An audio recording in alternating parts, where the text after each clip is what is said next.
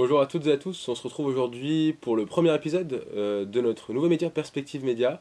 Aujourd'hui, Laurent, Alix, on Bonjour va, à tous. on va aborder différentes questions, notamment le parcours de Monsieur Alix, qui est des plus chargés, qui a un pédigré assez extraordinaire. Oula, Monsieur, Monsieur Alix, je vous laisse vous présenter succinctement. très bien. Je m'appelle Laurent Alix, j'ai 37 ans. Je suis originaire de Normandie. Je suis diplômé d'Audencia, meilleure promotion de tous les temps, la 2009. Je me suis tout de suite spécialisé en ressources humaines. J'ai travaillé dans différents secteurs d'activité. J'ai travaillé dans les jeux vidéo chez Ubisoft. J'ai travaillé dans l'agroalimentaire chez Mondelez International. J'ai travaillé dans le BTP chez SPI.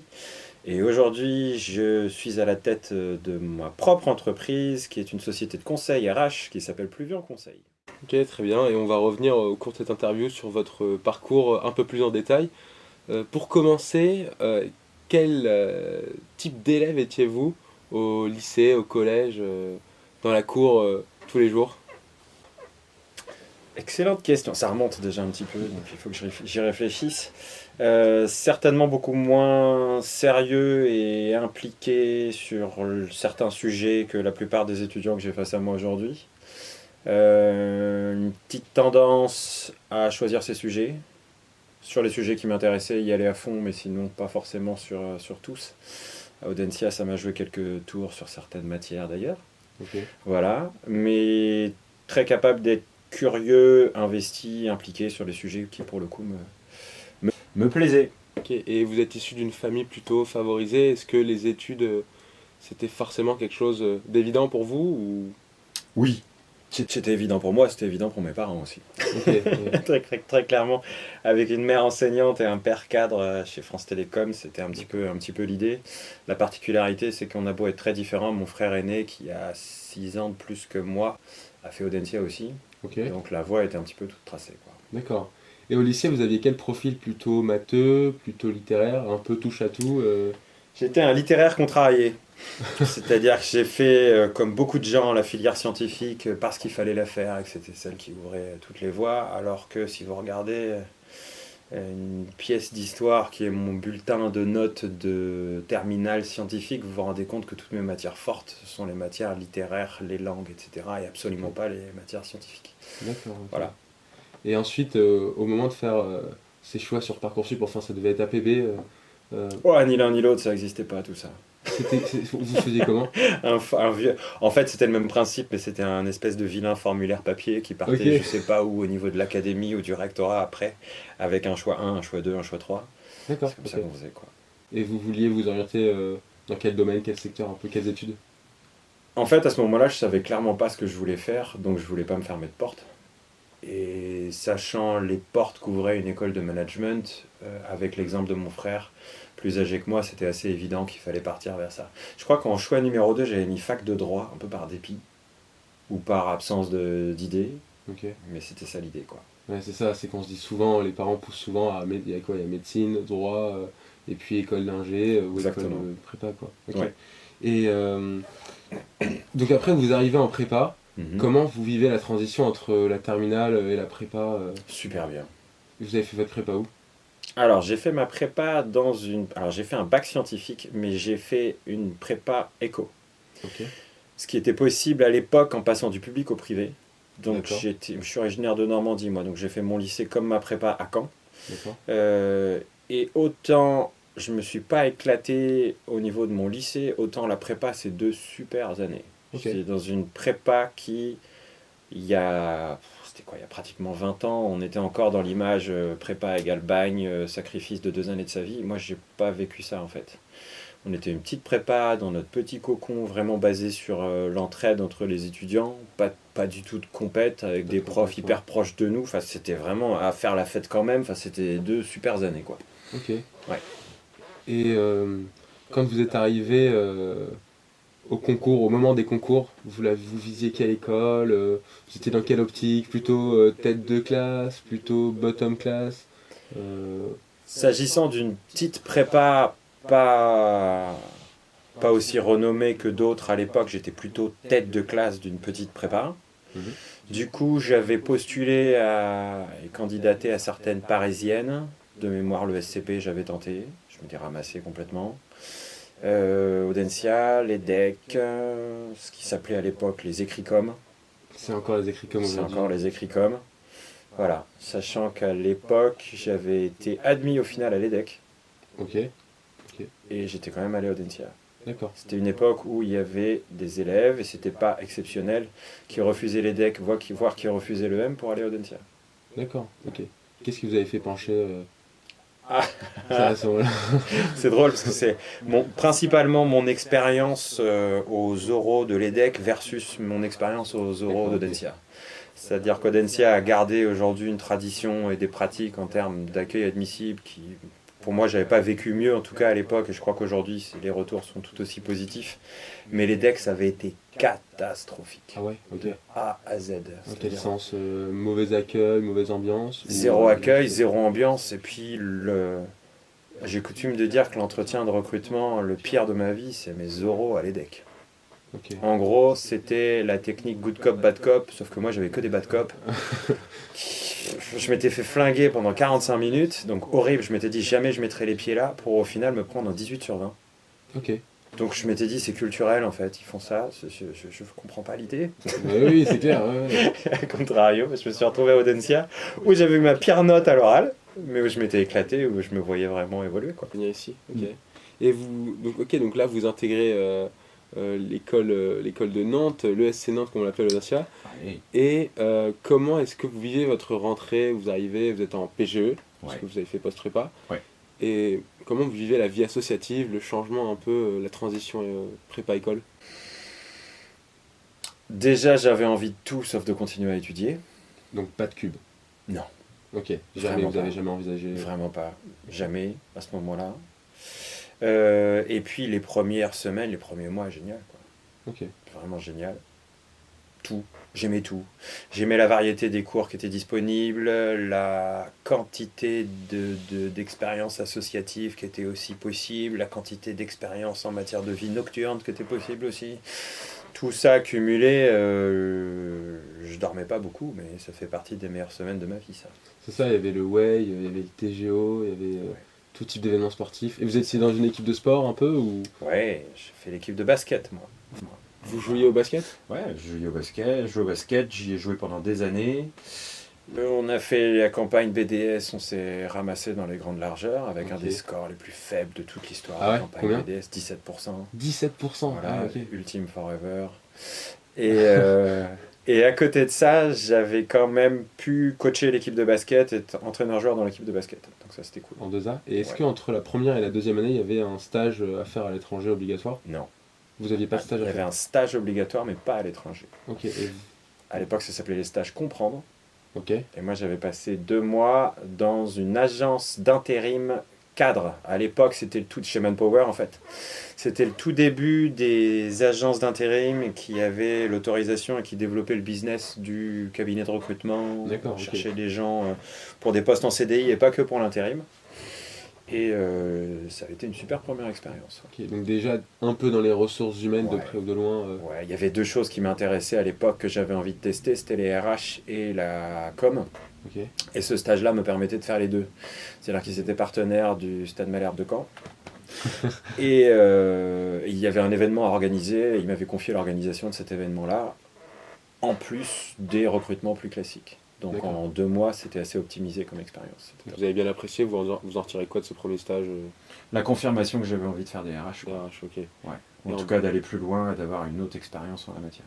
Et en deuxième année, Ouais. vous avez dû faire un stage aussi, j'imagine, ou aller à l'étranger, Ouais, année de césure. année de césure. Mhm. Vous avez fait quoi pendant cette année de césure? Et bien c'est là où j'ai commencé à bosser chez Mondelez. Ok. J'ai commencé à bosser chez Mondelez, j'ai fait un premier stage qu'on dit de campus manager. D'accord. Campus manager, c'est les gens qui vont à la rencontre des étudiants, des étudiantes sur les événements écoles pour essayer de les recruter. in fine. Donc là aussi, hybride comme RH. Et ça s'est super bien passé, tellement bien passé qu'ils m'ont proposé de rester pour la deuxième partie de ma césure, Ok. où là où ils m'ont envoyé au Brésil.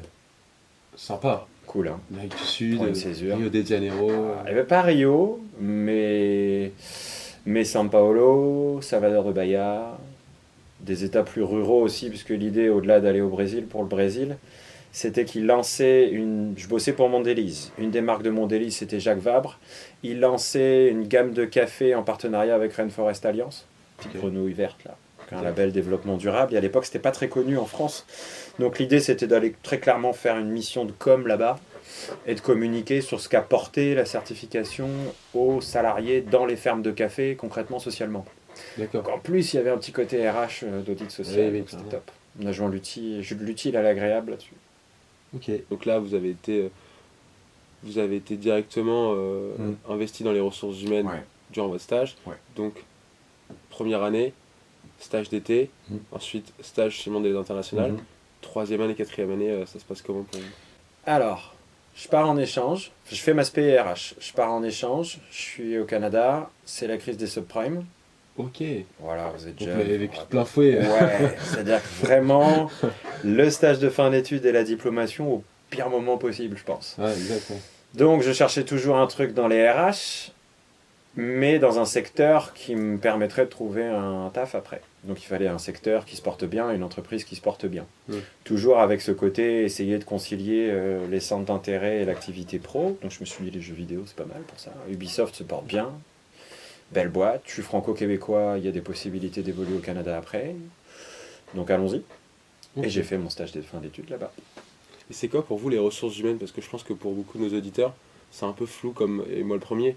Les ressources humaines, c'est quoi si vous deviez en donner une définition? La gestion des ressources humaines, c'est jouer sur le facteur humain, optimiser tout ce qui touche au facteur humain pour que l'entreprise performe. D'accord, ok. L'idée, c'est ça. Alors, ça peut choquer des fois quand j'introduis mes cours de GRH là-dessus, en leur disant que l'objectif des RH, il n'est pas différent de celui du marketing ou des ventes, c'est celui de faire de l'argent et que l'entreprise performe. Voilà. Le seul truc, c'est que nous, pour atteindre ça, on joue sur le facteur le plus compliqué, le plus intangible qui soit, qui est le facteur humain. Donc forcément, il faut les comprendre, donc il faut de la socio, il faut de la psycho, il faut comprendre ce qui les motive, il faut tout ça. C'est ça qui est passionnant. Ok, donc arrive votre année de diplomation 2009. Ouais. Vous avez fait votre stage de fin d'études chez Ubisoft. Ouais. Et comment vous avez apprécié l'expérience Ubisoft Génial. Ah, vous avez apprécié? Génial. Pour un junior, il y a difficilement mieux. Je pense que je peux parler au présent, en tout cas au passé, c'est sûr. Parce que c'est une boîte qui valorise la créativité déjà et l'autonomie, y compris pour les juniors. D'accord. C'est-à-dire que si vous voulez tenter un truc, il faut le tenter. Si vous vous plantez, c'est pas grave. Et on ne va pas attendre que vous ayez 3-4 années d'expérience pour vous filer les clés du camion. Okay. Donc très vite, je me suis retrouvé en autonomie sur des actions de formation, du recrutement, des choses quand même avec le partenariat avec HEC. Je m'occupais du partenariat avec HEC, j'étais encore étudiant. Enfin, des trucs lourds quand même. Donc super école. C'est un accélérateur de compétences que je recommande. Ok. Et c'est comment... Donc, vous avez bien apprécié votre expérience. Est-ce que vous pensez qu'il y a des prérequis pour les gens qui aimeraient s'orienter en ressources humaines, pas forcément humains, mais des certifications à passer ou plus des profils que vous dénichez Certification, non. Diplôme spécifique, non. Parce que vous avez pas mal de gens qui viennent de la fac ou d'écoles qui sont plus réputées pour former sur les métiers RH. Ça, vous en avez quelques-unes. La technicité, ça prend beaucoup sur le terrain, sauf à ce que vous vouliez démarrer en tant que gestionnaire de paye, mais je ne suis pas sûr que ce soit un débouché habituel pour les étudiants de business school. Ce qu'il faut, c'est de l'adaptabilité et de la curiosité, et tant qu'à faire, la capacité à apprendre vite, parce que ça change extrêmement vite. Comme milieu? Le milieu, les attentes et du coup les outils à mettre en place, que ce soit au niveau de la rémunération, du recrutement, de tout ça, vous êtes sans arrêt obligé de vous challenger, sinon vous êtes complètement à la rue. Très clairement. Ok. Vous avez apprécié la RH, vous avez évolué dans ce milieu, que ce soit en stage de césure ou stage de fin d'études. Et est-ce que aussi quand vous étiez diplômé, la plupart des gens s'orientaient déjà dans le conseil, dans l'audit, qui sont un peu les voies royales et prisées de tout le monde? Ou c'était un autre monde C'est drôle parce que ça change tout le temps, ça. Ça change tout le temps. Quand j'étais en école, tout le monde jurait que par le marketing. Ah oui. Tout le monde jurait que par le marketing. Après quoi, il y a eu une période finance. Tout le monde voulait faire de l'audit. Typiquement, quand l'économie va mal, il y a toujours besoin de financiers. Donc, post-script des subprimes, il y avait plein de gens qui partaient toujours là-dedans. Et puis, à un moment, ça s'est un peu équilibré. Et puis là, moi, ça fait, pour donner une fourchette large, entre 5 et 10 ans. Donc c'est plutôt en tant que prof que je me suis rendu compte de ça. C'est l'entrepreneuriat qui se développe. Énormément. Énormément. Et c'est pas propre à Audencia. Je crois qu'à HEC aujourd'hui, tout le monde se rouille vers ça. Ce qui fait rêver, c'est créer sa boîte, son activité ou la développer, quoi. Ouais, c'est clair qu'on est dans une génération qui a, en plus de vouloir prendre les manettes, a envie de piloter son propre navire, créer des projets, et on favorise de nouveau l'innovation et la créativité, C'est je ça. trouve, ce qui est une bonne chose. C'est génial. Est-ce que quand vous travaillez dans les locaux d'Ubisoft, c'était au Canada, vous étiez resté au Canada, vous êtes revenu Alors en France? j'ai bossé au final que au siège international à Montreuil. D'accord, ok. Hormis quelques Ouais. déplacements ponctuels, j'étais vraiment en France. Je bossais avec des équipes qui, elles, étaient localisées à l'international, mais depuis la France. Ok. Et quand vous y étiez, est-ce que c'est vraiment l'image caricaturale qu'on a des mecs qui se baladent avec des casques de réalité virtuelle partout, qui sont dans un open space? C'est comment? C'est des open space très vivants, ça c'est sûr. L'ambiance y est très bonne, ça reste toujours un petit peu déjanté, mais à la condition que les résultats soient là et que vous soyez un bon pro sur votre poste, quoi. C'est-à-dire qu'il y a quand même un niveau d'exigence qui est élevé, Ok. à tout niveau. Que ce soit au niveau des fonctions support, créative, production, il faut être bon, tout Ok. simplement. Et les salaires à l'embauche, si c'est pas indiscret, vous étiez à combien à l'embauche chez Chez Ubisoft? Ubisoft, ça va pas vraiment vous parler parce que avec l'inflation, Ça, oui. c'est des montants. Très clairement, pour parler politiquement correct, c'est pas une entreprise qui rémunère énormément sur les fonctions juniors. C'est pas ça qu'il faut venir chercher. Il Ok. faut venir chercher de l'évolution, de l'autonomie, du fun, une ambiance de travail, tout ça, oui. Mais la bascule en termes de rémunération, ça intervenait en tout cas à l'époque plus tard. Donc il y a des perspectives, Ouais. des évolutions de carrière. Pourquoi est-ce que vous êtes passé par Ubisoft, ensuite donc Mondelez, Ubisoft, SPI? Ouais. Pourquoi vous êtes passé des jeux vidéo au BTP? Parce que je m'ennuie vite. Ok. Je m'ennuie vite. Le gros point positif des RH, c'est que vous pouvez travailler dans tous les secteurs du monde. Il y aura toujours besoin de gérer le recrutement, la rémunération, la formation. Du coup, ça vous permet de découvrir des secteurs et des métiers hyper diversifiés. Du coup, de bosser avec des gens très très différents. Et pour bien faire le job, il faut forcément les comprendre, ces métiers-là. Il faut comprendre les tenants et les aboutissants, sinon vous pouvez pas réussir. Donc moi, au bout de deux cycles qui vont généralement de 2, 3, parfois un petit peu plus, 4 ans, je m'ennuie, il faut que je fasse autre chose. Je peux faire le même métier dans un autre secteur d'activité, les profils étant tellement différents, au final, ce ne sera pas le même métier. C'est pas le même métier, bien sûr, pas le même environnement, C'est pas le ça. même cadre. Ok. Est-ce que vous avez des anecdotes un peu chez Ubisoft, pendant votre stage, chez SPI? Chez Ubisoft, il y en a quelques-unes. Chez Ubisoft, tout ce qui touche à la valorisation de la créativité, en fait. Une histoire qui se raconte pas mal sur le campus, sur les campus, dans les locaux d'Ubisoft, c'est l'histoire de la voie historique des lapins crétins, en fait. Ok. Et à la base, c'est des choses que je raconte en cours, donc au bout d'un moment, je radote, mais pour moi, c'est très significatif de ce qu'ils sont. C'est-à-dire qu'il faut imaginer deux ingé-sons dans le studio de Montpellier d'Ubisoft qui planchent sur qu'est-ce qu'on va bien pouvoir trouver comme voix pour ces nouveaux ennemis là de Rayman qui s'appellent les lapins crétins, donc il faut forcément un truc fun. Ils essaient plein de trucs et au final il y a un techos, un technicien informatique qui est là dans les locaux, qui vient bouiner, réparer un PC et qui dit ah bah tiens moi je fais les voix rigolotes, ça fait rigoler mes potes à l'apéro, donc est-ce que je peux tenter un truc? Et ce qui sort du micro c'est la voix des lapins crétins que vous connaissez aujourd'hui, quoi. Ah, c'est fou ça. Et donc le monsieur a quitté son poste de technicien informatique pour devenir voix officielle des lapins Il a pas crétins. crétin. C'est génial, l'histoire est top. Voilà. Je me rappelle d'un cours où vous aviez souligné l'importance des négociations et que en France, en Europe de manière générale, on n'avait pas assez de cours de négo comme Non. il pouvait avoir aux US ou ailleurs. Ouais. Pourquoi est-ce que vous pensez que la négociation, c'est un truc qui... Parce que ce soit d'un point de vue manager ou salarié, vous aurez toujours à négocier des choses. Et même si j'extrapole dans votre vie perso, vous aurez des tas de trucs à négocier. Vous allez devoir négocier avec votre agent immobilier pour le prix de la maison, vous allez devoir négocier le prix de la voiture, vous allez devoir négocier avec monsieur ou madame qui sort ce week-end, vous avez des tas de choses à négocier. Bien sûr, ouais. Et en entreprise aussi. C'est-à-dire qu'en entreprise, combien de personnes me sollicitent dans ma vie perso disant comment on fait pour négocier un salaire? Personne, très très peu de gens ont des repères vis-à-vis de ça. Ouais, Et je parle même pas de technique de négo à proprement parler, mais de réflexe en fait. De réflexe de prise d'information, de comparaison avec le marché, des choses qui relèvent du bon sens. Des tas de gens ne le font pas. Et principalement par autocensure en plus, parce que c'est sale d'aller négocier. Et dans ce cas-là, vous pensez qu'il faut se documenter, qu'il faut peut-être investir davantage dans l'éducation dès le plus jeune âge, entre guillemets, au lycée ou dans le supérieur, pour les Il négociations? faut s'auto-former, puis surtout, il faut y aller, quoi. Faut y Bah, aller. peur de s'assumer. Surtout, message pour vous, mesdames. Alors, c'est en train d'évoluer. Je suis attentivement les stats sur le côté, notamment sur ce qui touche aux formations qui s'appellent Nego Training, qui sont proposées par Audencia. L'autocensure, c'est genré. Hein. Il y a encore quelques années, ça a évolué positivement, mais vous aviez la stat qui tue, c'était un homme sur deux en France aujourd'hui négocie au moins un des éléments de son package salarial tous les ans. Ok. C'était une femme sur 8. Imaginez le retard, si ça se fait tous les ans, c'est sur tous les points, le bonus, le salaire, les avantages en nature, c'est une catastrophe. Donc il faut y aller.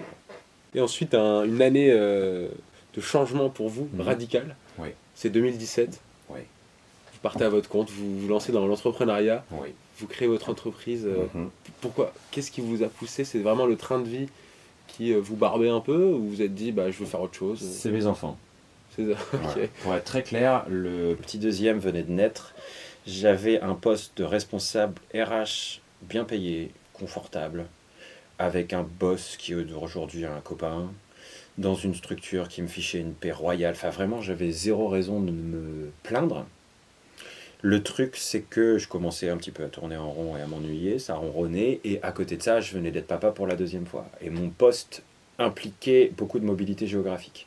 En gros, j'étais parti 1 à 2 soirs par semaine de la maison. Ah, ok, quand même, ouais. C'était pas compatible. Voilà. Équilibre vie pro, vie perso, si je dois donner un critère. Ok, donc équilibre vie pro, c'est vraiment parce que vous aviez envie Ouais. d'avoir un peu plus de temps avec votre famille. Ça paraît bizarre hein, pour un créateur d'entreprise. Mais c'est ça. C'était l'idée, ouais. Et j'aimerais revenir sur le détail de cette décision. Mm. Comment est-ce que vous avez monté votre boîte? Quand est-ce que l'idée, elle vous est venue? Et pourquoi le conseil? Elle est venue tous les soirs assis dans le rocking chair à côté du lit de mon premier enfant qui voulait pas dormir parce que le deuxième arrivait et qu'il fallait montrer que le numéro 1 était encore là. Ouais. Voilà, donc tous les soirs j'étais sur le smartphone à regarder tous les tenants, les aboutissants, les différents types de statuts juridiques, les aides auxquelles j'avais le droit, le timing, contacter la clientèle, voir qui était prêt à me suivre, si on changeait le mode de collaboration et qu'on passait d'un mode de salariat à un mode de freelance. Tout ça, je l'ai fait entre 20h et 21h sur le rocking chair dans la chambre d'Arthur. Voilà. Et c'est quoi les difficultés que vous avez rencontrées à l'ouverture, au lancement de la boîte? Je veux absolument pas paraître prétentieux. Non, non. J'en ai pas rencontré. Ok. Ça s'est fait de manière assez limpide, fluide. La seule difficulté, c'était une difficulté d'autodiscipline. Parce que j'avais plus un chef ou une chef autour de moi qui me parlait de deadline, etc. C'est-à-dire que les seuls deadlines que j'avais, c'était les clients qui me les mettaient. Sinon, le travail au quotidien, l'avancée des projets, l'avancée des recrutements, vous avez de compte à rendre à personne à part à vous-même. Ouais, Quoi. c'est clair. S'il y a une difficulté à souligner, c'est ça, c'est l'autodiscipline. Ok. Ok, ouais, c'est ça, c'est les objectifs, c'est vous qui vous les fixez. Exactement. Vous avez pas, puis il n'y a pas cette question du bonus. Le bonus, c'est toi qui te le donne. Enfin, c'est vous qui vous le donnez. C'est clair. Je prends le projet en plus, je prends la mission en plus, ou pas, ça va marcher, ça va pas marcher, qu'est-ce que ça va me rapporter on navigue quand même un petit peu à vue là-dessus. Ouais, c'est clair. Mais parce que vous vous étiez dit, là, j'ai une bonne expérience dans le milieu des RH et autres. S'il y a bien un secteur dans lequel je dois me lancer, dans lequel je peux apporter de la plus-value sur le marché, c'est l'entrepreneuriat. Okay. Ouais.